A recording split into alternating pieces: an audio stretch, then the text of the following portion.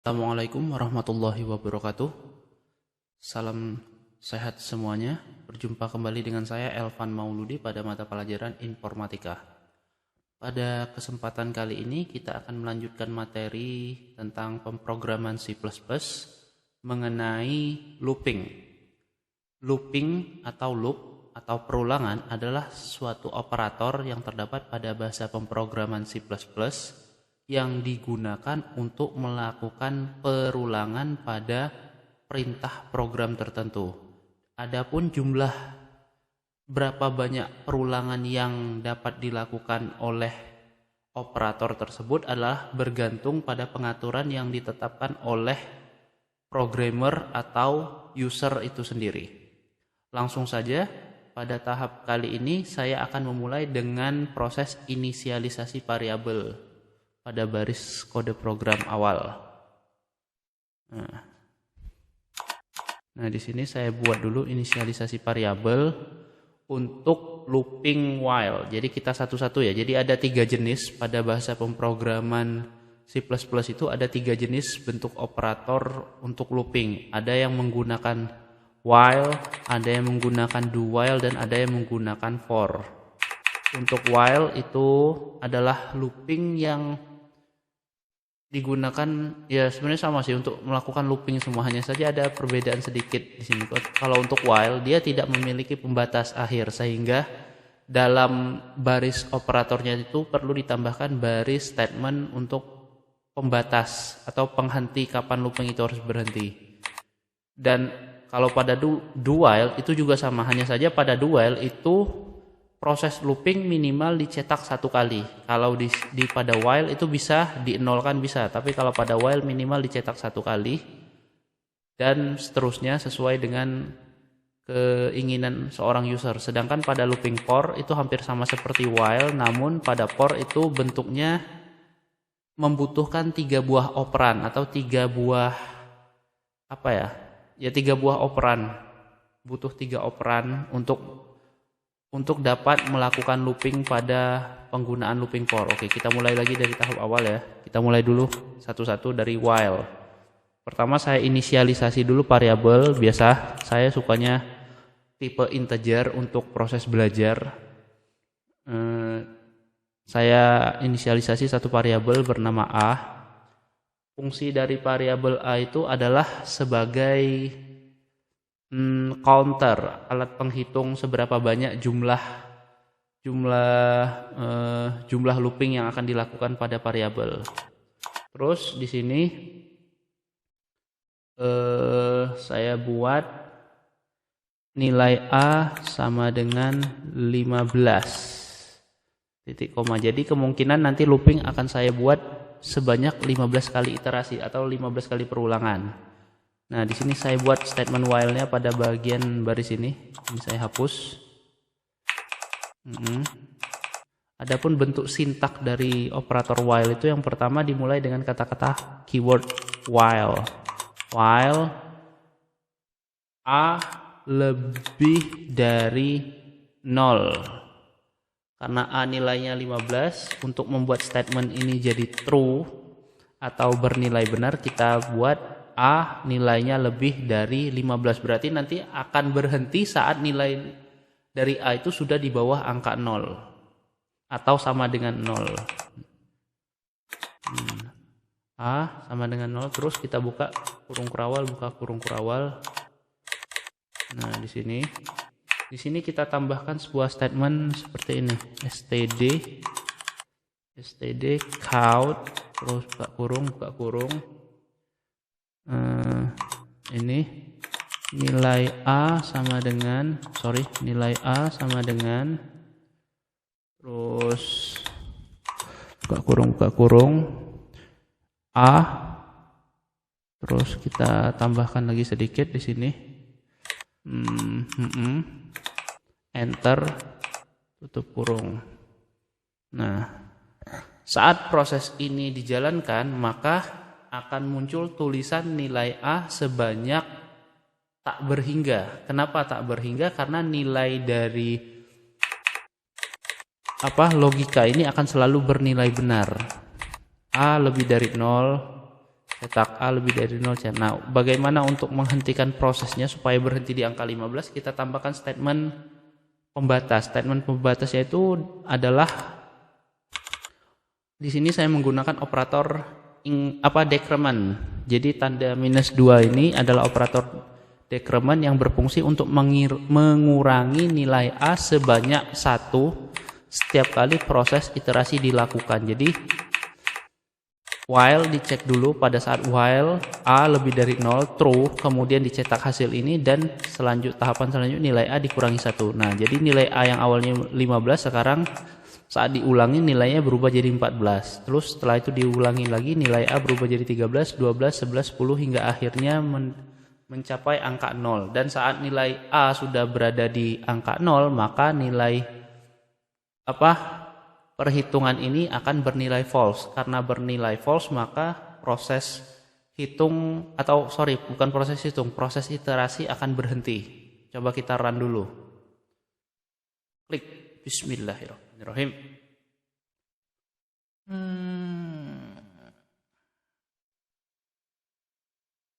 Oke, kita tunggu. Ya, nilai A awal iterasi pertama itu 15, kemudian setelah A minus nilai A berubah menjadi 14. Kemudian setelah nilai A jadi 14, apakah lebih dari 0? Ya, jawabannya true. Karena jawabannya true, maka statement diulangi lagi, nilai A sama dengan 14. Terus berkurang lagi, A minus A 13. Sekarang nilai A 13. Kemudian dicek lagi, 13 lebih dari sama dengan 0, true atau false? Jawabannya adalah true atau benar. Karena benar, maka diulang lagi proses iterasinya. Dicetak nilai A sama dengan sekian, terus nilai A dikurangi lagi. Yang awalnya 13 berkurang jadi 12, terus berkurang dari 11, 10, 9, dan seterusnya hingga akhirnya 1. A lebih dari 0. Nilai A saat ini adalah 1. 1 lebih dari 0. Jawabannya true. Karena true, maka dicetak nilai A sama dengan 1. Kemudian nilai A dikurangi 1. 1 dikurang 1, 0. Kemudian dicek lagi, A lebih dari 0. Nilai A 0, lebih dari 0, lebih dari 0. Jawabannya salah. Lebih tepatnya itu senilai. Karena salah, maka iterasi stop. Ini penggunaan nilai while. Oke. Ini saya close. Bagaimana bentuk lain? Misalkan kalau di sini tadi kita lihat, di mana tadi? Sorry. Oh, ini. Kita coba run lagi.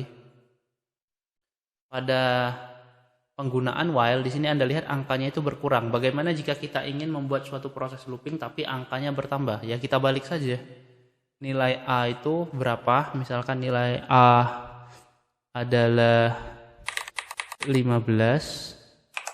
Kita ganti jadikan 0. Nilai A sama dengan 0 kurang dari 15. Misalkan kalau kita mau melakukan 15 kali iterasi, terus nilainya plus. Yang terjadi adalah seperti diperlihatkan pada layar berikut. Ya, nilai A-nya itu dimulai menaik dan berhenti pada iterasi ke-14. Jadi kalau di total dari 0 sampai 14 itu ada 15 kali iterasi atau 15 kali perulangan. Sama saja ya, bergantung kebutuhan dari suatu permasalahannya apa. Oke, ini saya close. Nah, setelah looping while selesai, kita lanjut ke looping menggunakan do while. Nah, untuk mempermudah proses pemahaman, ini saya jadikan komentar saja. Tidak saya hapus, tapi saya sembunyikan. Seolah-olah saya sembunyikan menggunakan baris komentar. Jadi dia dibaca sebagai komentar dan tidak akan dicetak pada baris program. Nah, selanjutnya ini saya hapus saja ya, nggak perlu. Oke, ini juga saya hapus. Ini saya hapus. Nah, sekarang selanjutnya kita menggunakan do while. Pada do while itu sintak yang digunakan adalah seperti ini. Do,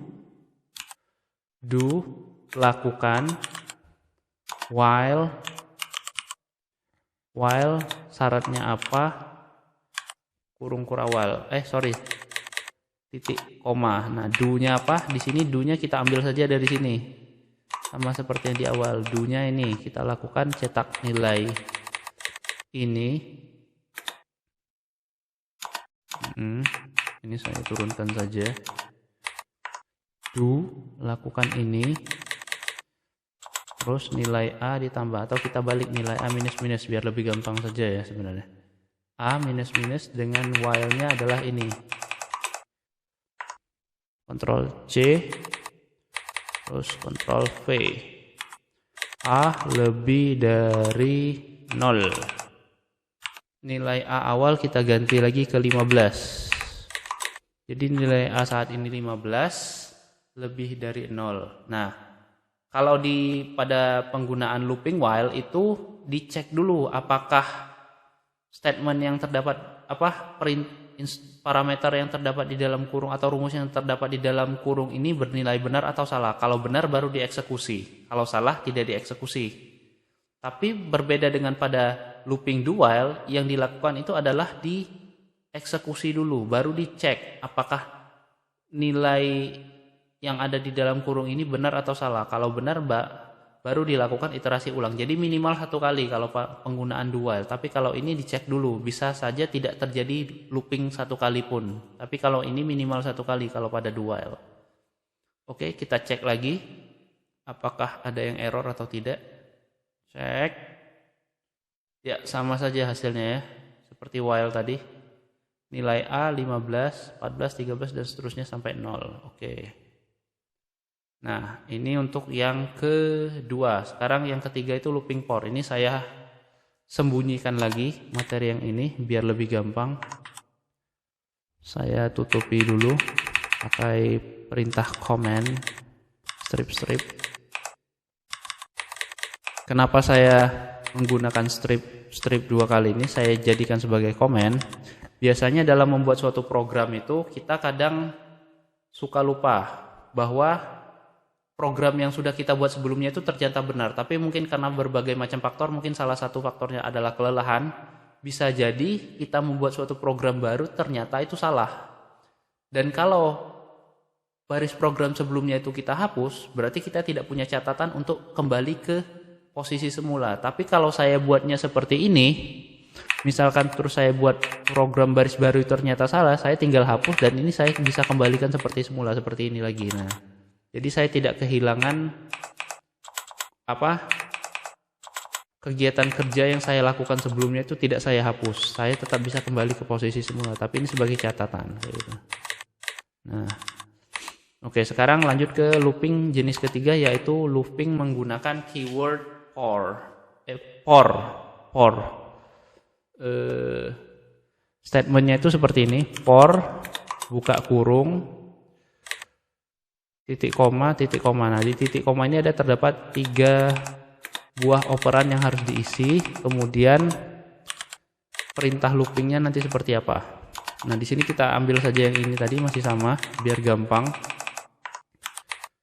Terus saya printkan di sini.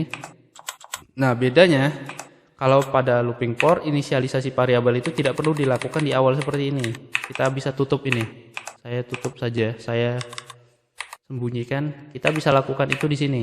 Misalkan nilai A, variabel A sudah diinisialisasi di awal, tapi nilainya tidak ada. Nah, nilainya itu kita buat di sini. A sama dengan 0. Terus A lebih dari 15. A minus minus. Jadi awalnya 0. Oh, salah. Sorry. A itu 15. A 15. A lebih dari sama dengan 0. Terus A minus minus, ya berkurang. Jadi loopingnya itu urut berkurang. Nah, sekarang nilainya sudah seperti ini. Dan ini kalau yang di di looping pertama dan kedua kita tambahkan operator decrement dan increment, di sini kita bisa hapus. Ini tidak saya simpan sebagai catatan, tapi saya hapus langsung saja. Nah, seperti ini. Bisa saja kita tampilkan seperti ini tadi. Tapi nilai yang berkurangnya jadi 2 kali. Minus pertama 1 kali di sini, 2 kali di sini. Jadi minusnya langsung 22. Jadi saya hapus saja. Nah, seperti ini. Sekarang kita coba run hasilnya. Ya, hasilnya juga sama. 15, 14, 13. Bagaimana terjadi misalkan saya tetap tambahkan nilai operator increment di sini tadi A minus minus seperti ini. Yang terjadi adalah seperti ini. Yang muncul iterasinya itu cuma 1, 2, 3, 4, 5, 6, 7, 8. 8 kali saja ya. Dari 15. Target kita 15, yang muncul cuma 8. Karena pengurangannya itu bukan 1 tapi 2. Karena minus 1 di awal, minus 1 lagi di akhir. Jadi minus 1 kan jadinya minus 2. Ini saya hapus. Supaya mau 15 kali muncul itu saya hapus dulu. Munculnya seperti ini jadinya. Nah, ya sudah benar. Oke, ini saya tutup lagi. Nah, muncul pertanyaan. Pada bagian looping while dan do while itu kenapa perlu ditambahkan variabel menggunakan operator increment dan decrement?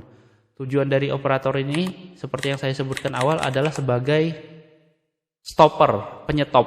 Penyetop supaya iterasi yang dilakukan oleh program tersebut tidak terus-menerus. Kenapa? Jika program dilakukan secara terus-menerus, maka yang terjadi itu adalah infinite looping tanpa batas. Jadi programnya akan terus melakukan looping kalau program itu tidak di-stop. Dan sudah pasti itu akan membebani komputer. Tujuannya juga buat apa kayak gitu loh. Nah, misalkan kita coba seperti ini, kita kembalikan lagi ya. Kita ambil contoh yang while saja. While seperti ini. Nah, ada looping while dengan nilai A sama dengan 0. Jadi A sama dengan 0 kurang dari 15 A++. Nah, bagaimana nilai ini kita hapuskan misalkan. Nilainya nggak nambah-nambah.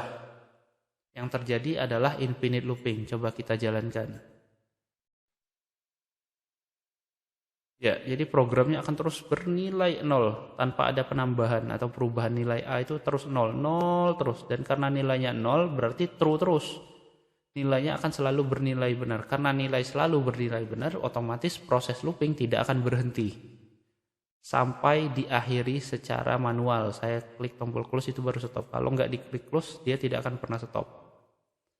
Tapi kalau ada ini, nilai 0, nilai A ini jadi berubah. Yang awalnya 0 plus jadi 1, terus plus lagi jadi 2, plus lagi 3, 4, 5 dan seterusnya hingga akhirnya nilainya jadi 15.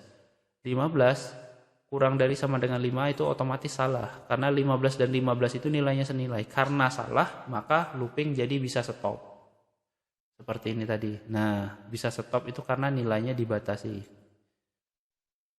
Oke, itu saja untuk materi atau penjelasan kita tentang operator looping pada kesempatan kali ini.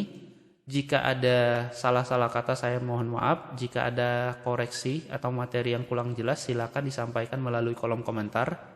Jika ingin mempelajari materi lain yang lebih lengkap silakan dipelajari melalui link yang sudah saya sediakan pada bagian deskripsi. Sekian, Assalamualaikum warahmatullahi wabarakatuh.